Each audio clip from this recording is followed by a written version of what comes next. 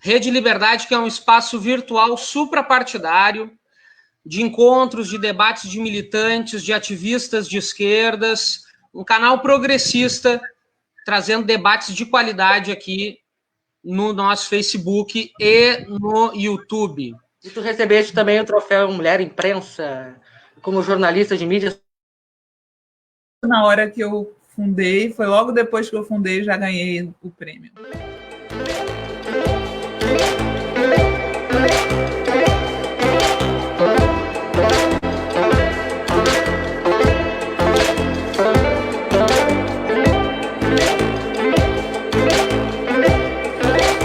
Olha, Renata, eu tenho defendido já há algum tempo, em alguns lugares onde me perguntam isso, que a gente já pode ver traços fascistas, ou pelo menos proto-fascistas, no Brasil lá em 2013.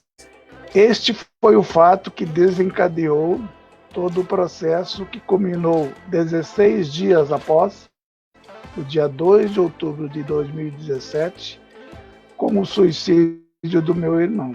Mas eu vou colocar um contexto aqui para tentar entender por que eu concordo com a tese de que a perseguição e a Lava Jato contribuíram para a morte da Marisa. E aí depois me incluiu nesse grupo que fez uma ameaça de morte mesmo. Falou que era para tirar a matéria do ar. Do caso contrário, a próxima matéria seria de quantos tiros a gente levaria.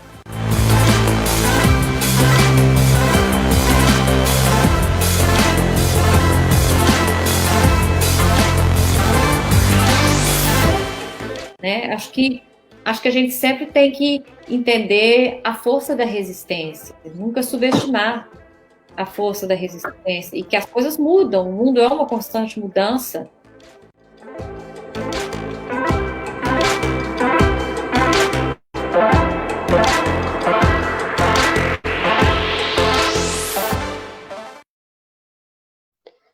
Boa noite, amigas, amigos, companheiros, companheiras, seguidores da Rede Liberdade.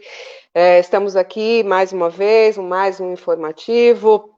Sejam todos muito bem-vindos. Mais uma vez eu agradeço aí a audiência de vocês. A gente está conseguindo manter uma audiência num patamar bem legal, acima de 1.500 views, e isso é bacana, né? É sinal que está funcionando. Hoje quem está na técnica me auxiliando é o Adriano, e a gente vai começar aí com o primeiro tema hoje, que a gente escolheu para conversar um pouquinho, que é justamente a questão da Petrobras, né? Desde a semana passada, a gente tem ouvido dizer que vão existir mudanças na Petrobras. O final da semana foi bem tumultuado, com a questão da troca do presidente da companhia, que vinha seguindo a cartilha do Pedro Parente, e o Bolsonaro sinalizou que com essa mudança de presidência, ele também iria mudar a política de preços, pelo menos foi isso que ficou parecendo. O mercado recebeu isso como se fosse uma bomba, né? Num dia só, a Petrobras perdeu quase 120 bilhões em valor de mercado, e aí é importante a gente também frisar, eu acho que todo mundo sabe, mas é importante a gente deixar claro que valor de mercado é aquele valor das ações negociadas em bolsa. Não significa patrimônio, não significa ativos, não significa nada disso, significa aquele dinheiro especulativo, né?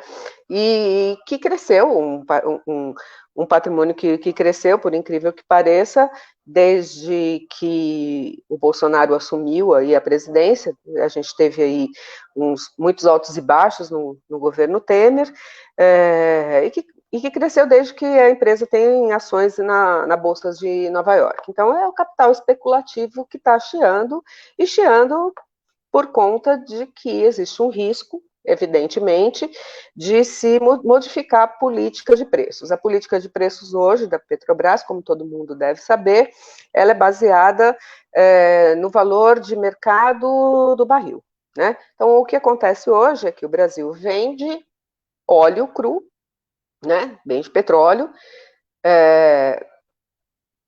num preço barato, porque o real está desvalorizado, e compra combustível refinado, compra gasolina, diesel, etc., ao dólar do dia, né, ao preço do barril do dia. Então, além de dolarizada, ela também é internacionalizada. O que acaba, obviamente, né, toda vez que a gente vende um produto sem valor agregado e compra com valor agregado, obviamente isso prejudica o consumidor na ponta, né? Então, os rumores aí durante a semana fizeram com que as expectativas dos investidores diante dessa possibilidade fossem negativas, né? E mais uma vez, né, a gente tem aí um demonstrativo de que toda vez que a bolsa sobe, está acontecendo alguma coisa ruim para o mercado interno. Mas, enfim, e eu fiquei todos esses dias na expectativa para tentar entender qual era a jogada do Bolsonaro, né? Qual é a jogada, efetivamente, com essa mudança de comando. Essa mudança de comando necessariamente vai refletir uma mudança na política de preços? Ainda vou dizer para vocês que é uma incógnita. A princípio, dou a impressão que sim, né? Ele solta, inclusive, uma frase toda nacionalista, populista, petróleo é nosso ou de um pequeno grupo, né? E isso foi um sinal importante para o mercado. E justamente por isso o dólar disparou, as ações despencaram, né? Foi uma perda de valor de mercado importante, relevante, absurda. E em função, óbvio, de ter títulos negociados lá fora, na bolsa lá fora, os investidores se movimentaram para tentar conter essas perdas. A primeira coisa que foi anunciada é que iam processar a Petrobras por essa troca de comando, porque isso é uma coisa que também precisa ficar claro. O Bolsonaro, o presidente, ele tem a prerrogativa de mudar o presidente. Não funciona bem assim numa empresa mista. Ele tem até a prerrogativa de mudar o presidente, mas ele tem que submeter essa mudança, essa intenção de mudança, esse nome que ele quer nomear, o nome dessa pessoa que ele quer nomear, ao conselho. Tudo o que acontece numa empresa mista é submetido ao conselho. Ele é o principal, o Brasil é o principal acionista e a nação brasileira, né, o Estado. E o Bolsonaro, como presidente, é o representante dos acionistas brasileiros dentro do conselho, mas ele é um representante, ele não é o conselho, né? Bom, enfim, a partir daí surgiram rumores, surgiram especulações e dos mais diferentes tipos. E, de verdade, eu acho que a gente ainda não consegue saber, ter uma certeza do que efetivamente vai acontecer daqui para frente com a Petrobras, né? A primeira sinalização foi de temor desse mercado. O temor do mercado é fácil da gente perceber, não só pelo dólar e pela bolsa, mas também pelo tanto que a mídia fala sobre isso, né? Rede Globo, etc. e tal. Eles chegaram a comparar ridiculamente Bolsonaro com a Dilma, Bolsonaro com Chaves, Brasil com Venezuela, enfim, esse temor do mercado que a política de preços voltasse a ser o que era nos governos do PT, quando a gasolina era barata, porém, né, era mais barata, porém, o investidor ganhava menos, o mercado ganhava menos, né? O general que foi indicado aí para presidir a Petrobras, inclusive falou, olha, temos que achar um equilíbrio entre o interesse do acionista, que é importante, né, dos acionistas, de quem tem as ações, e o interesse do povo brasileiro. Isso deu um certo alento, né, no sentido de que poderíamos sim voltar à política de preço antes de Pedro Parente, antes do governo Temer, ou seja, a política de preço que era praticada pelo PT, porém com um sinal vermelho, né? Porque a Petrobras só vai conseguir praticar uma política de preços mais focada no consumidor interno se ela refinar, né? Se a gente conseguir não vender todo o nosso petróleo em real e comprar toda a nossa gasolina em dólar. E isso justamente foi destruído durante esses anos aí de 2016 para cá. né, as vendas das refinarias, a Petrobras dizendo que não era uma empresa de refino, era uma empresa de prospecção, que esse não era o principal negócio, se desfez de refinaria, se desfez de distribuidora, ou seja, se desfez da cadeia produtiva. A Petrobras hoje é uma empresa manca, nesse sentido, e ela não vai conseguir, a Petrobras hoje, como está, não tem como manter a autossuficiência de combustível no Brasil. Portanto, se não mantém a autossuficiência, não vai conseguir praticar os preços que eram praticados antes. Isso é uma coisa importante da gente entender, porque surgiram também algumas especulações no sentido de que o que estava acontecendo agora era uma depreciação proposital da empresa para vender barato, né? Tudo isso é especulação. A gente não sabe ainda se vai ser mantido a política de preço somente num novo comando. A gente não sabe nem sequer se o novo comando vai ser aprovado, e se isso acontecer, quer dizer, se o conselho e a diretoria rejeitarem, eles podem fazer isso. Bolsonaro comprou uma briga com os militares e vai ser uma desmoralização que eu não sei se ele está preparado para engolir, né? Tudo isso são coisas que podem acontecer, porque tudo que acontece dentro desse governo é muito imprevisível. Então não dá para dizer assim, eu acho que vai acontecer isso. Existem várias possibilidades do que pode acontecer. O melhor para o Brasil seria, efetivamente, ele colocar um novo comando, e esse general que ele está trazendo, ele não é um general, não é um Pazuello, né? É um cara que foi presidente de Itaipu, investiu em Itaipu, conhece o que está fazendo, ele vem desde do governo Temer, embora seja um general, e aí a gente pode ter as 10 milhões de restrições que a gente queira ter a um governo totalmente militarizado, ele é uma pessoa que entende de como administrar uma empresa mista, né? Como é a Petrobras e como é Itaipu. Itaipu binacional e a Petrobras uma empresa de capital misto. Pode acontecer, existe uma outra possibilidade, de não se mudar nada, ficar como está, e o Bolsonaro usar isso somente politicamente, tentando bater na questão dos impostos, que é praticamente uma luta perdida, né, se alguém quiser lutar contra ele. Porque o argumento mais óbvio é que não se mexeu na política fiscal, não mudaram as alíquotas de impostos, o ICMS continua hoje como era há 10 anos atrás, há 5 anos atrás, na época da Dilma, na época do Temer e agora, todos os PIS, COFINS, etc., né?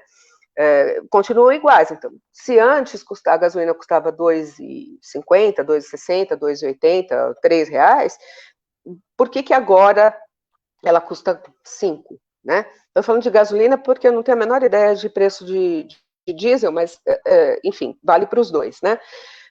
Porque justamente a política de preço da Petrobras considera o preço do barril no mercado mundial, e isso é pago em dólar. Então, toda vez que o dólar sobe, o combustível vai subir também. Toda vez que o preço do barril sobe ou cai, o preço do combustível aqui vai subir também. Veja, a gente não tem hoje sustentabilidade, a gente não tem como produzir o nosso próprio combustível mais, como era feito antes, né?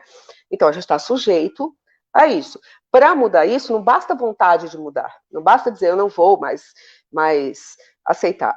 Ou se interfere artificialmente, que aconteça o que acontecer, eu não admito um aumento de preços. E esse é o maior medo do mercado, quer dizer, a Petrobras começar a dar prejuízo, né? Porque aí você está pagando mais caro por um combustível do que está vendendo, ou se volta a investir em refino e distribuição de petróleo, de combustível, não mais só a venda do óleo cru, que seria o melhor dos mundos.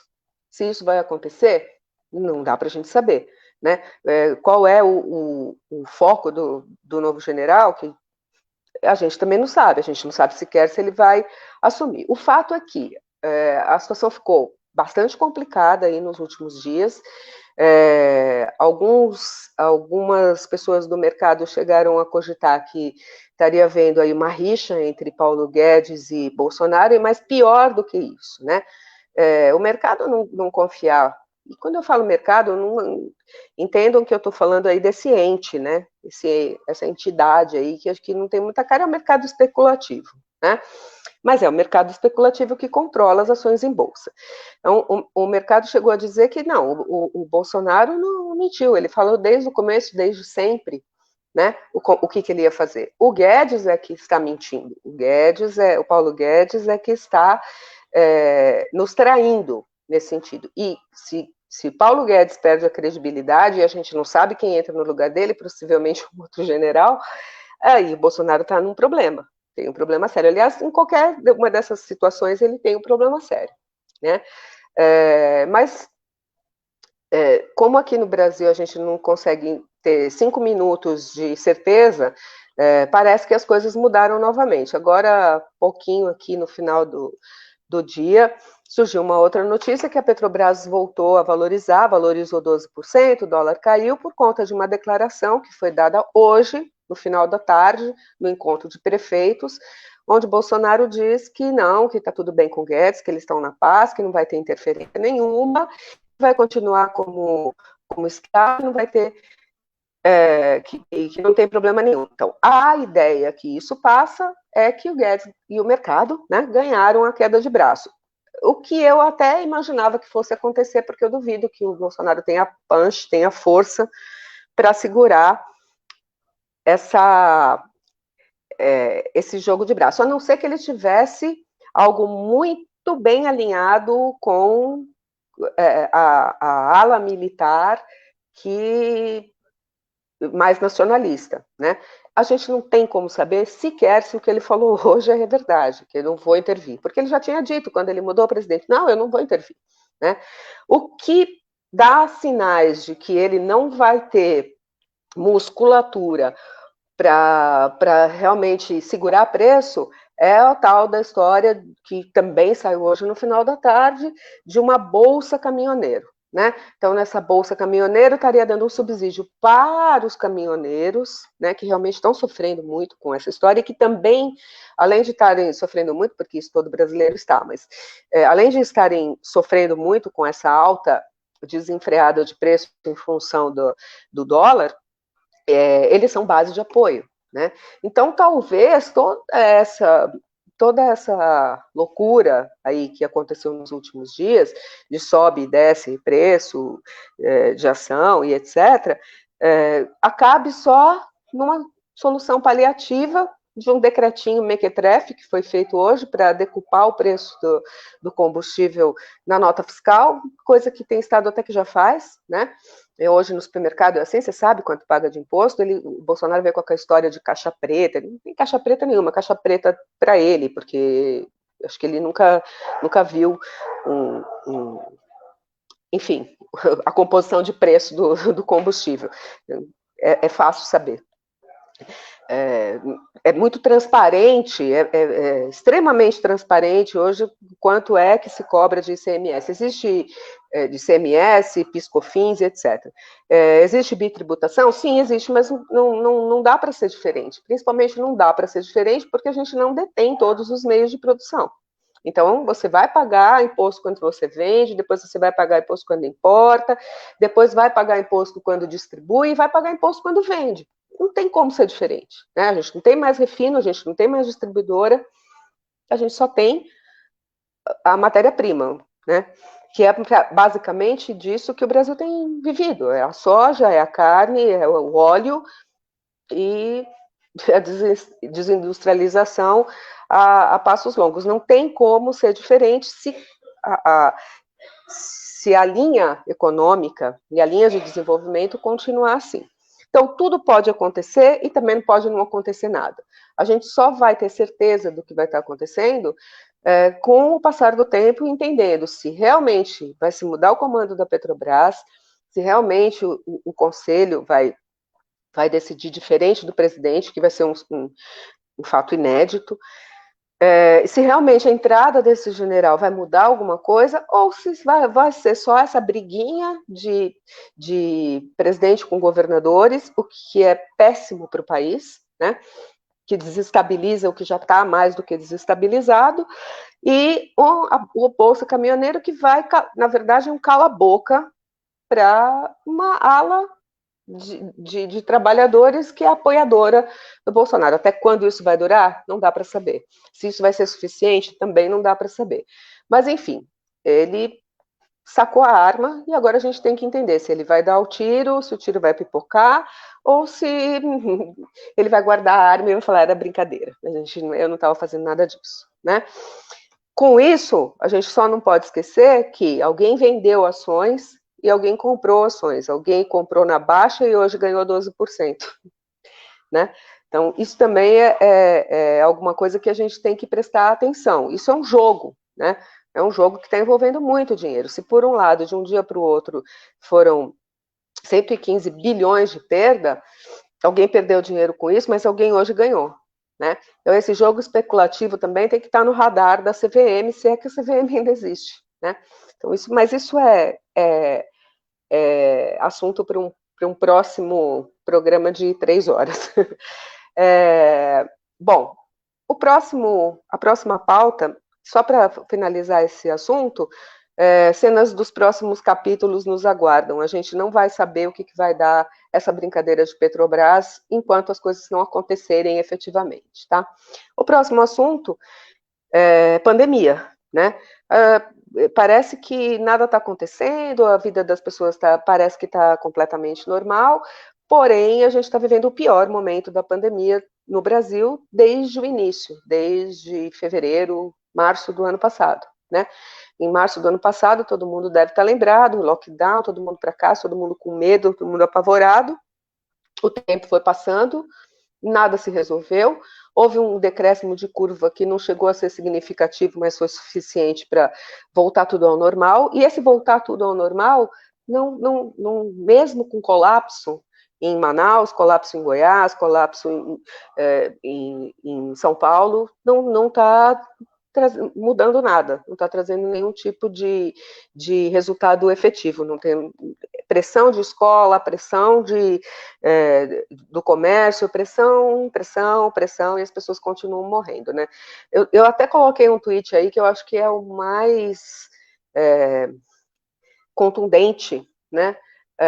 Que inclusive apareceu no Jornal Nacional. As pessoas, já não é nem por questão de tratamento ou de intubação ou de leito, né? Por falta de anestésico, as pessoas estão sendo amarradas nas camas para não se estubarem sozinhas, porque não tem sedativo, né? Então, isso é uma loucura, o que a gente está vendo é uma loucura, não aconteceu em país nenhum. E na última live, eu acho que eu comentei com vocês, mas eu quero voltar a comentar, o que está acontecendo em Manaus, em Goiás, na Bahia, no Piauí, na Paraíba, né?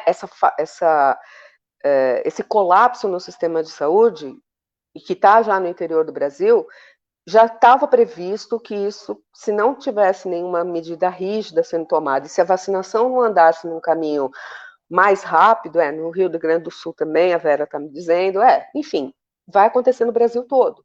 Né? E se realmente isso acontecer no Brasil todo, é uma situação que é impossível de enfrentar, não tem como enfrentar. Então, tem algumas cidades já, em São Paulo, por exemplo, e não estou falando da capital especificamente, mas na capital também, tem o maior número de pessoas internadas hoje, mais do que o começo da pandemia. Né? Então, os reflexos do carnaval ainda não chegaram, a gente viveu aí essa onda de reflexos do fim do ano, né, onde todo mundo foi alertado, todo mundo foi avisado, mas pouco adiantou, e as coisas continuam assim, como se nada tivesse acontecendo. Continuamos sem vacina, né, e pior ainda, sem vacina, com as limitações que as vacinas que nós temos disponíveis hoje têm, que em função do Butantan ainda não conseguir produzir o seu próprio IFA, em função da Fiocruz também ainda não produzir, a gente fica esperando importação. dos insumos farmacêuticos, a gente tem, e em função disso, a gente está assistindo acontecer aí desvios, enfim, não dá nem para possivelmente tráfico, não dá para dizer que é, mas também não dá para dizer que não é, né?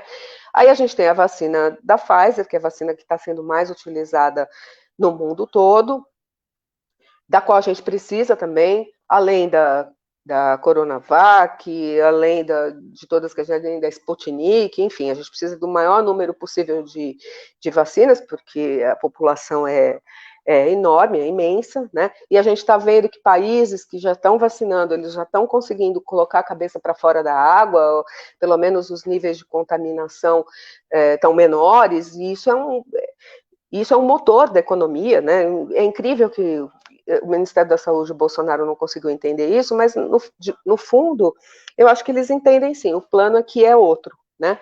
O plano é jogar esse desespero pela vacina nas costas da iniciativa privada e acabar empurrando quem pode pagar para uma opção de querer comprar vacina, né? Muita gente falou, a Pfizer disse que não vai vender, agora a Pfizer pode vender, né? Saiu hoje a gente teve a notícia aí que a Anvisa aprovou não mais para uso emergencial, mas definitivamente a vacina da Pfizer. Então, a partir de hoje, a Pfizer pode vender vacinas, né? Mas hoje o presidente da Pfizer disse que ele não vai vender, ele já tinha dito também, só que se o governo não comprar, como é que fica? Né? E o governo brasileiro não quer comprar por conta de uma cláusula no contratual que, por mais que a gente ache que ele vai ter que dar ativos em garantia, vai ter que a Pfizer não se responsabiliza, isso é praxe dentro desse tipo de contrato, e 66 países do mundo aceitaram esse contrato, mas o alecrim do campo não quer aceitar. Enfim, a gente está numa situação que, na minha opinião, e isso, veja, é opinião mesmo, né? O governo está empurrando as pessoas para implorar por uma vacina paga, né? E aí, se a gente somar isso com o fato de que uma das prioridades hoje de votação dentro do Congresso é desvincular o orçamento, o que significa isso? É tirar o carimbo do dinheiro que tem obrigatoriamente que ser gasto em saúde, educação, em etc. e tal, com essa desvinculação do orçamento, principalmente nas áreas de saúde e educação, seria o melhor dos mundos hoje se a iniciativa privada resolver comprar vacina, né, vacinar as pessoas com seus próprios recursos. E quem pode, e quando eu estou falando de iniciativa privada, eu estou falando de empresa, eu estou falando de plano de saúde, estou falando de hospital, de clínicas de vacinação, de grandes conglomerados, né? Seria o melhor dos mundos, porque o governo se desonera disso, e as pessoas ainda estão um pouco iludidas, achando que, mas se as empresas comprarem vacina, vai sobrar mais para quem é pobre. Eu não acho que vai sobrar mais, não. Eu acho que vai sobrar exatamente a mesma coisa, nada. Né? Porque não é mais obrigado a investir nisso, eles param de comprar vacina, vão comprar aí 1 milhão, 2 milhões de vacinas, como que chegou hoje, e vão vacinar meio que para inglês ver, né? Vão vacinar dentro do que eles acharem que vale a pena gastar com vacina, né? E isso não vai impedir a economia de voltar a girar, né? A Laura está me alertando aqui que existe uma cláusula contratual sendo revista pelo Congresso. Existe, realmente existe, mas a gente não pode esquecer que isso ainda não foi. A cláusula contratual é a que impede realmente a venda para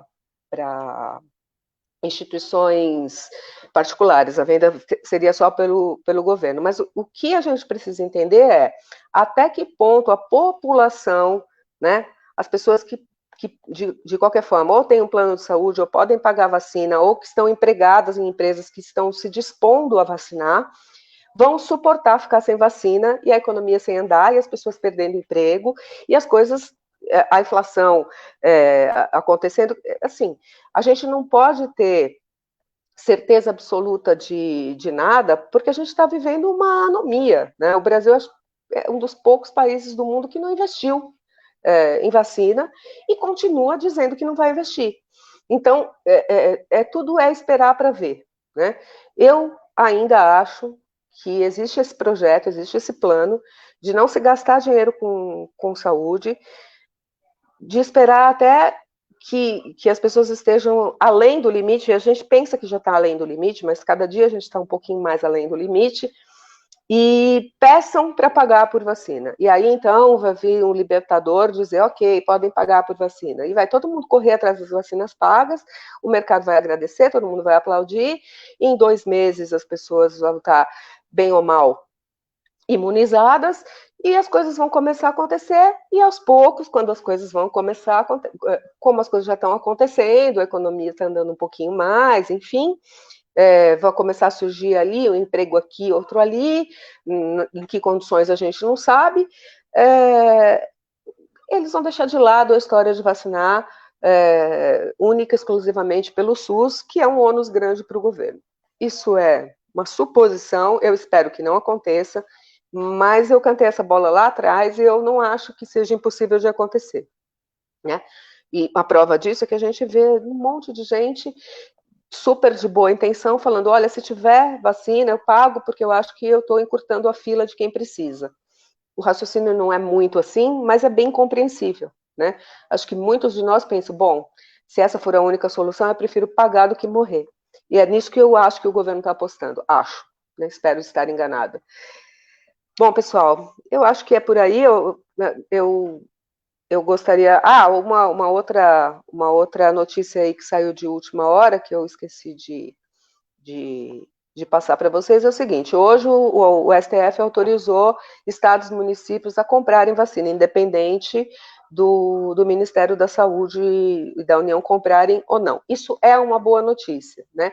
A gente vai depender agora da condição dos estados de estarem adquirindo. A gente tem ali o consórcio Nordeste, que já deve estar preparado para comprar, o Nordeste todo está vivendo um momento de colapso sério. A gente tem São Paulo, que já tinha se comprometido a comprar essas vacinas, e essas vacinas não entram naquele pool do governo, ou seja, não é como aconteceu aí com a Coronavac, que compra a vacina, mas tem que dividir com a União. Isso pode funcionar, isso pode dar certo, mas também é um caminho enviesado, é um atalho, né? O ideal seria que a União fosse responsável pela compra das vacinas, ainda que usando recursos dos estados. Tudo o que está acontecendo agora a gente vai ter que esperar para ver, né? E outra coisa importante que a gente vai ter que esperar para ver é a tal da votação da PEC que desvincula o orçamento. Na verdade, assim, toda semana a gente fala, essa é a principal pauta, vacina é a principal pauta, auxílio emergencial é a principal pauta, enfim, a PEC é uma das principais pautas, né? A PEC, se por um lado, essa PEC permite o auxílio emergencial, ela chantageia pelo outro, desvinculando os gastos da União. E não dá para permitir que isso aconteça, porque seria falência da saúde e educação, que já estão absolutamente combalidas. Então, é mais uma luta, é mais uma batalha que a gente vai enfrentar, que talvez seja rápido, que talvez demore um pouco, mas para sair o auxílio emergencial, vai ter que sair essa PEC que exime a União de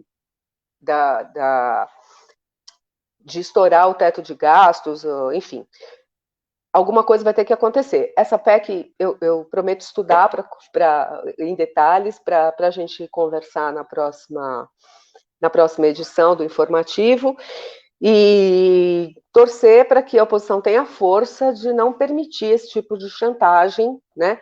Porque, que eu saiba, isso é quase cláusula pétrea da Constituição. Mas hoje está podendo tudo, né? Inclusive mexer em cláusula pétrea, e a gente tem que começar a entender como mexer esse jogo para que uma PEC desse tipo não passe, porque a gente não pode se iludir, é emergencial, é nesse momento, é no momento, é orçamento de guerra, etc. e tal, mas vai continuar assim se eles conseguirem aprovar, né? Isso vai virar eterno. Bom, pessoal, é isso, espero ter sido clara aí nas coisas que eu falei. Foi um prazer estar novamente com vocês, a gente volta aqui na sexta-feira para tentar tratar dessa PEC, e não dá para prometer que vai ser isso, porque no Brasil todo dia acontece uma coisa absurda que a gente tem que acabar priorizando. Espero que vocês tenham uma ótima semana e a gente se vê novamente aqui na sexta-feira, a partir das 20 horas. Beijo para todos, obrigada. Suprapartidário, de encontros, de debates de militantes, de ativistas de esquerdas, um canal progressista, trazendo debates de qualidade aqui no nosso Facebook e no YouTube. E tu recebeste também o troféu Mulher Imprensa, como jornalista de mídias sociais. Que bacana isso aí. Foi logo na hora que eu fundei, foi logo depois que eu fundei, já ganhei o prêmio.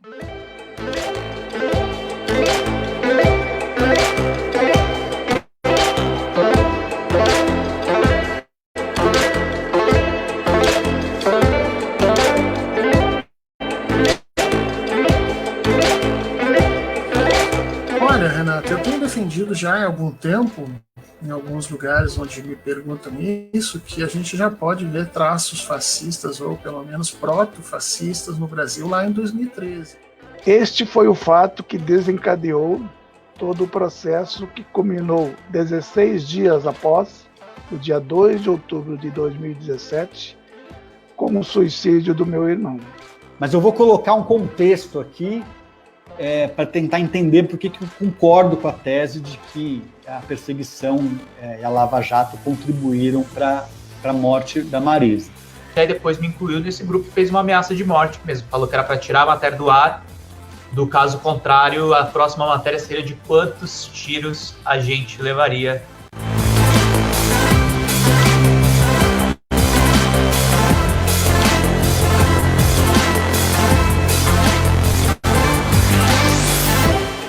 Né? Acho que a gente sempre tem que entender a força da resistência, nunca subestimar a força da resistência, e que as coisas mudam, o mundo é uma constante mudança,